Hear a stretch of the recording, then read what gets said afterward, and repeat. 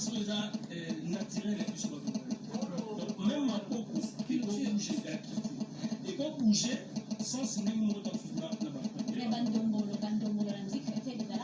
non, ce n'est pas les nombolo. Non, ce n'est pas les nombolo. Musique nombolo, déjà, n'est pas précis Congo et nombolo. Mais ce n'est pas nombolo, non. Les gens nombolo, parce qu'il y a la coque qui est dans ce monde, qui sont plus Congo, il y a mis tout le monde.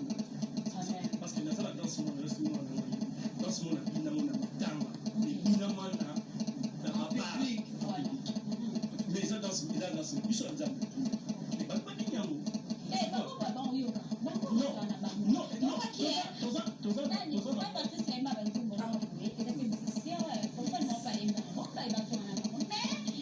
c'est pratiquement possible que frère Jonathan Nzembo Yembi et quoi Nzembo frère Patrice quoi frère héritier ou à Canada Yembi que frère Jonathan Yembi mais on va copier la maman dans non, le problème est amis. Maman Benita, le problème est amis. Le problème est amis que musique au biso de Zosala et sa musique. Mais là, c'est différent. Et ça, la biso est tout capable. Ils ont ma parole. Mais tu peux être un autre manco, guitare manco, studio manco, tu sais la activité est belée et ça va différent. Parce que quand on va être souvent à concert, il y a nous, nous sommes à concert mon matin. Puis surtout ton petit concert mon beau le lobby bandé de bina, soit des concerts mon nuit, les tigres la vie en fait à soirée mon beau boyer. Et pour moi on est Hollandi. Non. Et ça musique, et ça il faut qu'on soit une façon qu'on a pour édifier peuple de Dieu, pour codifier les bateaux pour le bazali na. Parce que quand on sert la serre à lobby, Jésus-Christ, quand on regarde avec intervention avec lui, aux autres gouvernements dans la sélection, parce qu'il pose à la paix, frère fait aligner la musique frère Fanny aligner la musique qui essaie. Nous nous l'avons comment. Donc, les musique. Papa Jonathan, j'allais aussi ajouter quelque chose. Vous savez, tant où apôtre, ici paralytique, parce que au Singa, il y a qu'on soit temps. Bible lobby, tant à côté temple, il cria en dansant. Oui. Voyez?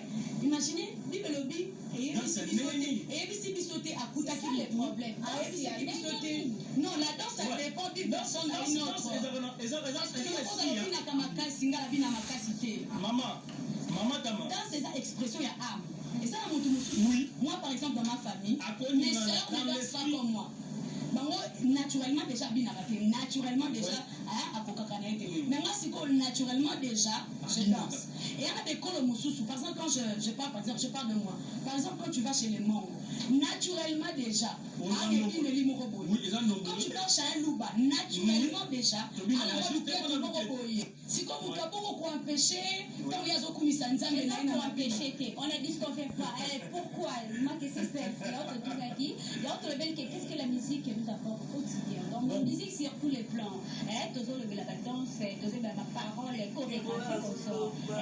Les ndombolo, on a posé la bine qui même la lola, la bine qui tout et tout. Mais je dis, Maman Benita, nous a créé comme.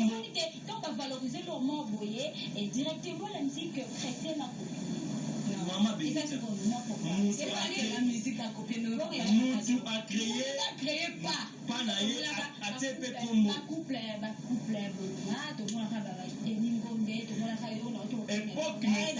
Époque n'époque, ils ont la façon de nous qui les SMS. Non, le problème est toujours qu'il y a l'évolution des révolutions. Mais c'est la portée, hein? Non, tout ça. Justement, justement, c'est Benito. C'est Benito, tout ça, problème pour tout ça, il faut comprendre que la musique, et le problème pour les autres, qui n'y a pas de bateau. Au moins, dans ce bitumber, la boucle, et c'est pas quelque chose au mot des oies. Tu vois, et ça fait mon consambo à cause d'un problème. Parce que c'est moi qui pour permettre de ça qui donc musique est pour quelque chose n'a pas foyer, quelque chose n'a mouton. Tu vois, les autres ont payé des choses tu veux comporter nous quelque chose au bateau va comprendre que Bissot la mission te porter pendant quelques années. Par rapport à la critique. Non. Par rapport à la critique. Par rapport à la critique nde balobelaki Oui. moi non parce que neti c'est pas message ya maman neti sert ayembi naye amina mais pas tout bakozongo pe omoni toza mpona mokili yebaki tokaka na deux chemin chemin ya mabe na chemin ya malamu mutu moko te olinga moninga sa eloko ne ya bien abeteli maboko misusu bakosepela misusu bakosepela même pe serbe donne ozosala émission yana bato mosusu mpe baconfrance na mosusu bazala basepela amona mabe nauti oyeba nzembo na bi ongana tika nyonso ya mokili ngalabanda na ngai yesu masila po yazali lisepo ya bomoi na ngai yo donc yango omoni obengi ngai na réseaux sociaux bato mosusu mpe balobi yalobi etika nyonso mokili nde nini parce que bamonaka ye kote olaki mbutata mosusu mais problème ezali eloko eza ya motu ya biso bible ezobana biso toza na mokili me toza ya mokili te tofa message bato bacomprendre ke nzambe oyo aza na likolo aza na bongo akufa te aza na bongo donc ntango na biso tozozela po tokende koya possible c'est ça. Nous courons derrière le temps en bref, qu'est-ce qu'on peut retenir la bonne musique et donc apporter quotidiennement? Retenez, Église de Dieu, tout le monde qui me suit, que Dieu vous bénisse. Retenez que la musique, il n'y a qu'une seule musique, parce que nous avons tous ici la même définition que la musique est là de combiner les sons d'une manière agréable à l'oreille. La musique, et ça parmi les éléments où banda bakoko na biso rappelez vous ton bakoko na biso bakendaki na mboka ya mindele bazaki ko s'exprimer na nzembo bazako babi on appelait ça le blues. Le blues ezaki banzembo ya mawa. Ce n'était pas les adorations. Parce que nous tokanisaka so ba nzembo ya mawa amileli nda adoré non. Bango ba bazako utiliser ba blues parce que bazako loba na mboko tozo souffrir na mboko tozo nyokwama tosala babilanga tozokatelaka bango babilanga et tout. Maintenant la musique eza nzela moko pe esungaka biso to partager message fantama pe chanter oma moto tikalola ya kofungwama tobika kolanga yo papa Jonathan le Seigneur lui dit yebisa bato babongola motema. Un autre effort aussi va arriver on nzamba ko yebisa bato babongisa kotima te. Encore une autre sœur qui va venir on nzamba ko yebisa bato boye bapesa offrande. C'est-à-dire le message ekoki kozala jamais stoppé. Si ton coup fati enlèvement et il y aura toujours le genre que le Seigneur va commencer à utiliser. Message.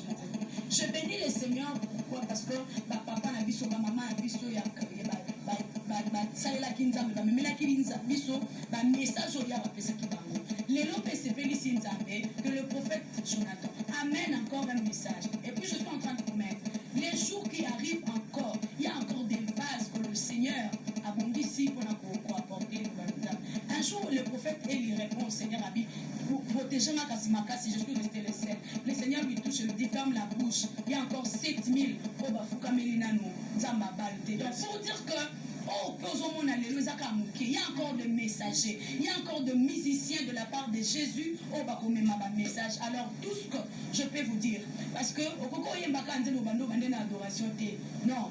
Et c'est non amour pour louer parce que son sama bambio litato ligi mo simba non ouais c'est ngana le laté ouais c'est ngana bino c'est comme ça que bisopé na loyembo na biso zamba zo sungati nelo bato ba kosala kenze mo ko yembi oleli asungi opé quand tu es dans la fête na weza lokwa ya matanga te quand tu es dans la fête quand tu célèbres ton anniversaire que tu sois aussi en train de te retrouver en tant qu'enfant de Dieu où tu exhibes de pas de danse où tu exhibes le baba ndenge nyonso sepeli mais seulement que ba exhibition ya ba part aux sala na motema na yo ezala na mono.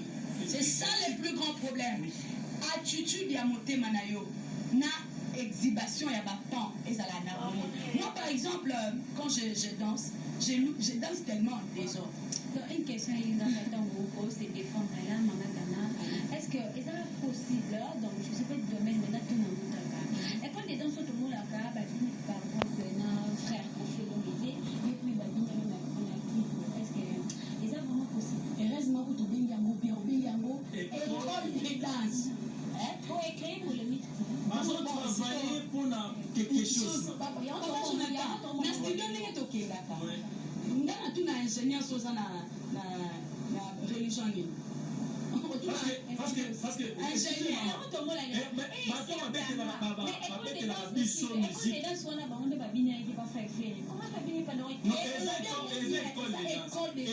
groupe ya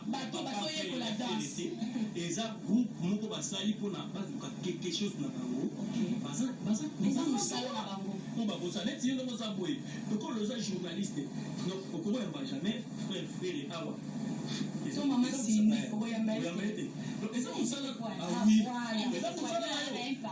donc le problème eza nini eloko na olobana mpa na nzambe botika c'est ça mama hypocrisie en plus botika mpe kolobaloba na mpona kokitisa mosala na nzambe boninga mosala nzambe ewe po nzambe azakolike boya na babiloko oyo ya bapolémique papa jonathan nga kutu nga personnellement nasenga bango kutu toujours au point. Mais non, au point c'est la vérité, justement. On dit... Oui, en bref, frère Jonathan, qu'est-ce qu'on peut retenir par rapport à notre sujet qui est qu'est-ce que la musique nous apporte au quotidien? Donc, parce que tout ce qu'elle a taillé dans mon pied. Merci beaucoup, maman. On a eu pour la maille, musique, surtout musique chrétienne, justement, les apôtres épais sa bino évolution la première par exemple. Pourquoi t'approfondir à communion? Adoration, louange, justement, il faut comprendre mon nez dans les ambassades et communiquer dans la rencontre de Jésus-Christ. Pour la maille, la musique, pour la puissance dans les ambassades, pour porter puissance aux ambassades, aux relation à bien. Quand on voit que Amina la dimension oui. Parole de Dieu, tu analyses Kango, pour et ça dit sur ma casse, il y a beaucoup de gens qui sont parole de Dieu, pour mettre le bureau au lamba, tout l'âme, même pour le bureau au lamba, pour faire des la peau, il faut qu'on soit musique, écoute sur la dimension. Merci beaucoup, bien compris. Tout s'est séparé avant que nous